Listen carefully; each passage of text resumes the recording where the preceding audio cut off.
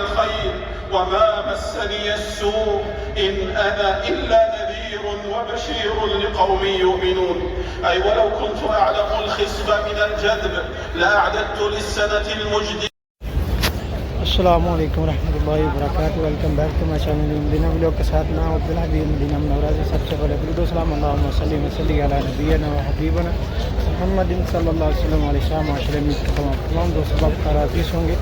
तो आज माशाअल्लाह 2025 का पहला जुम्मतुल मुबारक है। माशाअल्लाह आज हम मस्जिद नबी में मौजूद है और दुआ है अल्लाह तबारक व तआला इस मुबारक दिन के वसीले से हम सब पे अपना ख़ास रहम व करम और फजल फरमाए और ये नया साल हम सब के लिए खुशियों का बाइस बने और अल्लाह ताला हमारे रिज़्क़ में ज़िंदगियों में खैर बरकत और इजाफ़ा फरमाए और अल्लाह ताला हम सब को हमेशा इस्तिकामत वाली ज़िंदगी अता फरमाए और जो लोग बीमार हैं अल्लाह ताला उन सब को हमेशा सेहत तंदुरुस्ती वाली ज़िंदगी अता फरमाए।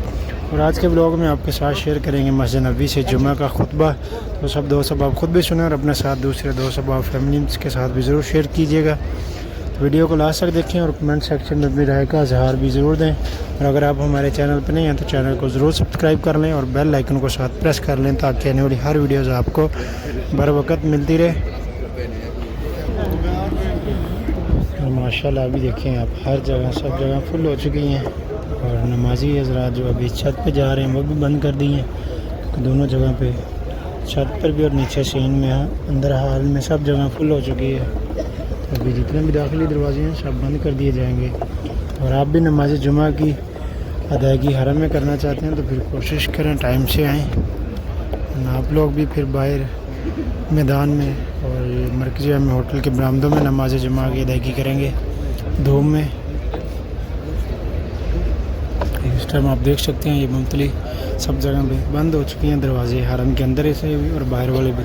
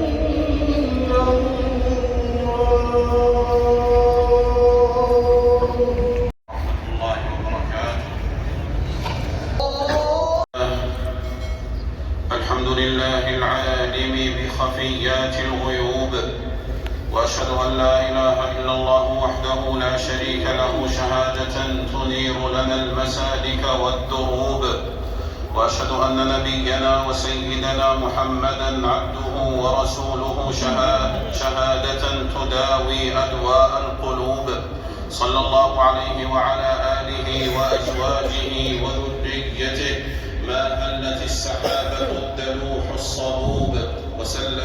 تسليما كثيرا.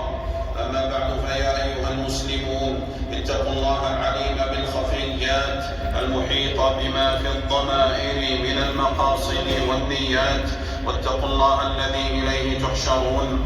أيها المسلمون، من القواعد المقررة والأصول المحررة عند أهل السنة والجماعة انفراد الله تعالى بعلم الغيب، وأنه لا يعلمه سواه، وكذب من ادعاه لنفسه كائنا من كان.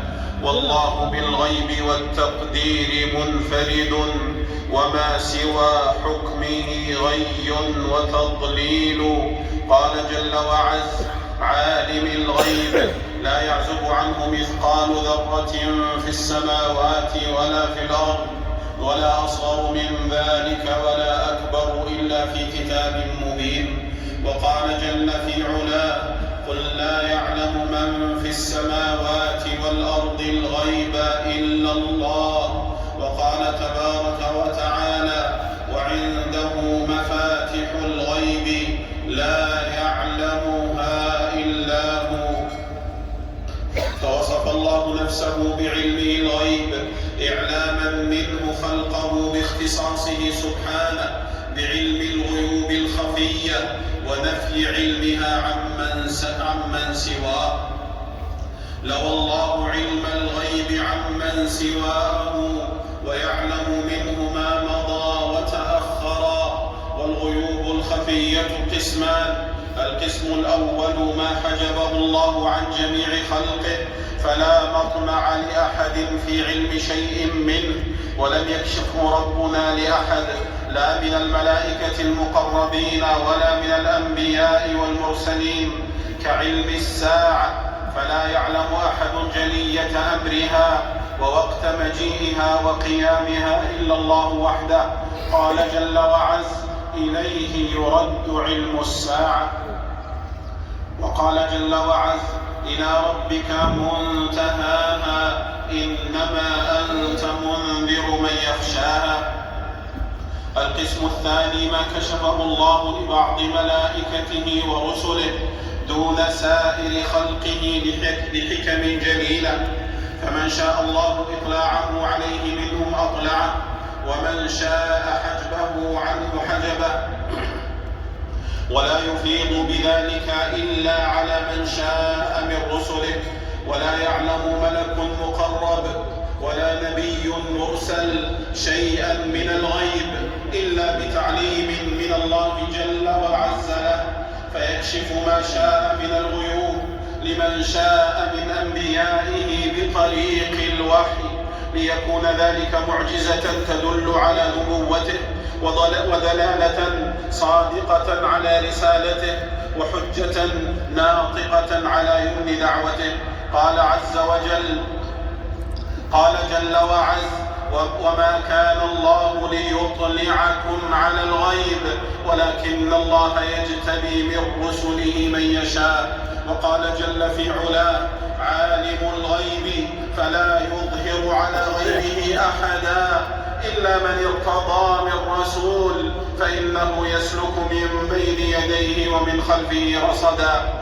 أيها المسلمون، ولا يدعي علم الغيب الذي استأثر الله به إلا من كفر بالله العظيم، لأنه منازع لله في ربوبيته، ولا يصدقه إلا من كفر وكذب بالقرآن الكريم. قال الله تعالى: أم عندهم الغيب فهم يكتبون، أي هل عندهم اللوح المحفوظ المثبت فيه المغيبات فهم يكتبون به. ومن زعم أن أحدا من الأولياء والصالحين يعلم الغيب فهو مفتر كذاب. عن عائشة رضي الله عنها قالت: ومن حدثك أنه أي النبي صلى الله عليه وسلم يعلم الغيب فقد كذب، وهو يقول: لا يعلم الغيب إلا الله. أخرجه البخاري. وفي صحيح مسلم عنها رضي الله عنها قالت: ومن زعم أنه أي النبي صلى الله عليه وسلم يخبر بما يكون في غد فقد أعظم على الله الفرية. أيها المشركين، والحثالة الملبسين وتجار الوهم المضلين أن الله كشف لهم مخبآت الغيب وما هو مستور في اللوح المحفوظ، وكشف لهم الحجب والأستار، وأظهر لهم الغيوب والأسرار، وأنهم يعلمون الوقائع المستقبلية، ويعلمون ما يختلج في الصدور، ويعلمون ما كان وما يكون، وأنهم ورثوا علم الغيوب كما ورث النبوة يعقوب. فاحذروا يا عباد الله من دعاوى المخرفين وتدليس المدلسين وتلبيس الملبسين الذين يتوصلون بهذه الدعاوى إلى الاستيلاء على أموال السذج والبسطاء والأغرار وتكثير الأتباع والأشياء واتخاذ المغرر بهم سخرة يخدعونهم ويستسخرونهم ويستذلونهم ليكونوا لهم خدما وحشما وتبعا، وما هم إلا دجاجلة ضالون أفاكون يتأكلون بادعاء علم الغيب المحجوب. لا يعلم الغيب إلا الله خالقنا، لا يعلم الغيب إلا الله خالقنا، لا يعلم الغيب إلا الله خالقنا، لا غيره عالم عجما ولا عربا، لا شيء أجهل ممن يدعي ثقة بحدسه وترى فيما يرى ريبا. قد يجهل المرء ما في بيته نظرا، فكيف عنه بما في غيبه ارتجبا. أيها المسلمون، وقد نفى الأنبياء والرسل عليهم السلام عن أنفسهم علم الغيب. قال الله تعالى مخاطبا نبيه محمدا صلى الله عليه وسلم: قل لا أقول لكم عندي خزائن الله ولا أعلم الغيب ولا أقول لكم إني ملك. فأمره ربه أن ينفي عن نفسه علم الغيب لأنه لا يعلمه غير الله تعالى، وأن ما أخبر به من غيب فهو عن الله ووحيه. وقال سبحانه لنبيه صلى الله عليه وسلم: قل لا أملك لنفسي نفعا ولا ضرا إلا ما شاء الله، ولو كنت أعلم الغيب لاستكثرت من الخير وما مسني السوء، إن أنا إلا نذير وبشير لقوم يؤمنون. أي ولو كنت أعلم الخصب من الجذب لأعددت للسنة المجدبة من المخصبة وما مسني الجوع، ولو كنت أعلم الغلاء من الرخص لأخذت الأهبة لأيام الغلاء من أيام الرخص وما مسني الغلاء، ولو كنت أعلم يوم العسر من يوم اليسر لكنزت في أيام اليسر لأيام العسر وما مسني العسر. وعن الربيع بنت معوذ قالت جارية: وفينا نبي يعلم ما في غد، فقال النبي صلى الله عليه وسلم: لا تقولي هكذا وقولي ما كنت تقولين. أخرجه البخاري. وفي رواية عند ابن ماجه: أما هذا فلا تقولوه ما يعلم في غد إلا الله. ونفى عيسى عليه السلام علمه الغيب وبين أنه لا يعلم من الأشياء إلا ما علمه ربه، فقال: إن كنت قلته فقد علمته، تعلم ما في نفسي ولا أعلم ما في نفسك، إنك أنت علام الغيوب. فهؤلاء أنبياء الله ورسله نفوا عن أنفسهم علم الغيب، فكيف يدعي معرفة الغيب من يدعي ممن يزعم أنه من أتباع الأنبياء والرسل؟ ومن زار قبور الأولياء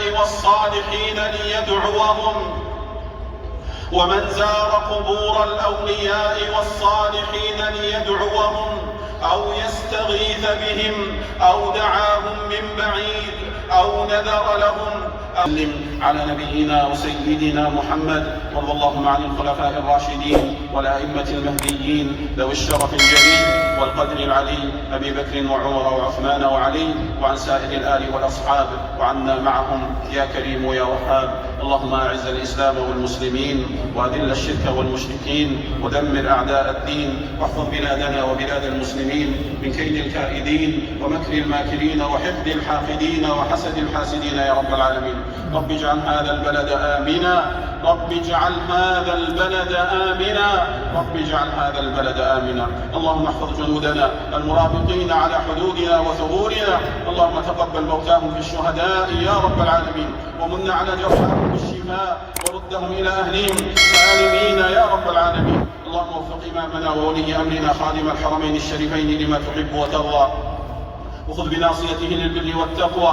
اللهم وفقه وولي عهده وسائر ولاة المسلمين لما فيه عز الإسلام وصلاح المسلمين يا رب العالمين. اللهم واشف مرضانا، اللهم واشف مرضانا وعاف مبتلانا وارحم موتانا يا رب العالمين. اللهم انصر إخواننا في فلسطين، اللهم انصر إخواننا في فلسطين على الطغاة المعتدين والظلمة المحتلين. اللهم طهر المسجد الأقصى من رجس اليهود الغاصبين، واحفظ أهلنا في فلسطين واجبر كسرهم وعجل نصرهم وأقل عثرتهم واكشف كربتهم وفك أسراهم واشف مرضاهم وتقبل موتاهم في الشهداء يا رب العالمين. اللهم أغثنا، اللهم أغثنا، اللهم أغثنا، اللهم أنزل علينا الغيث ولا تجعلنا من القانطين. اللهم اجعل دعاءنا مسموعا ونداءنا مرفوعا يا كريم يا عظيم يا رحيم. और अल्हम्दुलिल्लाह ये भी नमाज जुम्मा की नमाज़ अदा कर ली। दुआ अल्लाह तबारक व तआला हम सब का आना जाना बैठना नमाज जुम्मा की नमाज़ बाजमा अदा करना अल्लाह तबारक व तआला अपनी बारगाह आलिया में कबूल फरमाए। जिन हम लोग के साथ अपने भाई को दें इजाज़त अब तक नहीं रही, इतना इंशाल्लाह मिलते हैं आपको दोबारा नेक्स्ट ब्लॉग में। तब तक के लिए अल्लाह हाफिज़, दुआ में याद रखिएगा। अल्लाह हाफिज़, अल्लाह हाफिज़।